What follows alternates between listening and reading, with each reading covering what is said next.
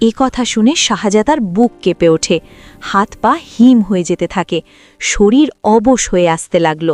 কোনো রকমে সেখান থেকে ছিটকে বেরিয়ে এলো। এদিকে সেই রাক্ষসী মেয়েটাও বেরিয়ে এসেছে। আবার সেই আগের চেহারা, সুন্দরী রূপবতী যুবতী।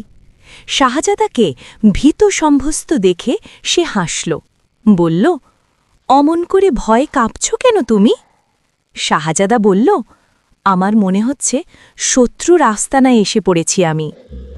তুমি না বলেছিলে তুমি বাদশার ছিলে? হ্যাঁ, তবে টাকা পয়সা দিয়ে তাদের বশ করছে না কেন? শাহজাদা বলল, পয়সার লোভে ভুলবে না, আমাকে মেরে আমার দেহটা ছিঁড়ে খাবে ওরা। মেয়েটি অ্যাতকে উঠল।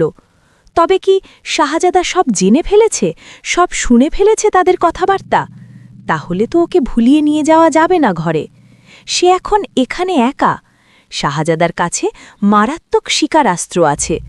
যদি তার বুকে বসিয়ে দেয়, একা রুখতে পারবে না সে। নিমেষে নিজেকে সামলে নিয়ে মেয়েটি বলল, তাহলে খোদাই একমাত্র ভরসা, তার নাম জপ করো, তিনি তোমাকে রক্ষা করবেন, সব বিপদ কেটে যাবে। তারপর 2 হাত একত্র করে হাঁটু গেড়ে বসে ক্রন্দিত নয়নে আল্লাহর কাছে প্রার্থনা জানায় শাহজাদা। চোখ মেলে দেখে মেয়েটি হাওয়া হয়ে গেছে।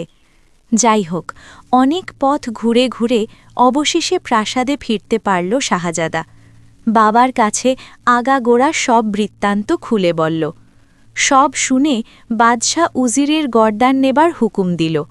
উজির তার কাজে গাফিলতি করেছিল, জেনে শুনে শাহজাদাকে রাক্ষসপুরীতে পাঠিয়ে দিয়েছিল। এই অপরাধে উজিরের প্রাণদণ্ড হয়েছিল।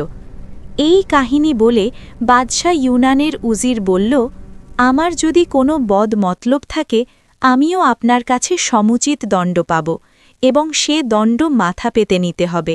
কারণ আমাকে আমি জানি, এবং এসব জেনে শুনেও আপনাকে আমি অনুরোধ জানাচ্ছি, আপনি যাকে আপাতত বন্ধু বলে মনে করছেন, মুক্ত হস্তে উপটৌকন দিয়ে তাকে খুশি করার চেষ্টা করছেন, সেই আপনার পরম শত্রু, অন্য দেশের গুপ্তচর, আপনার প্রাণনাশের ফিকির খুঁজছে সে।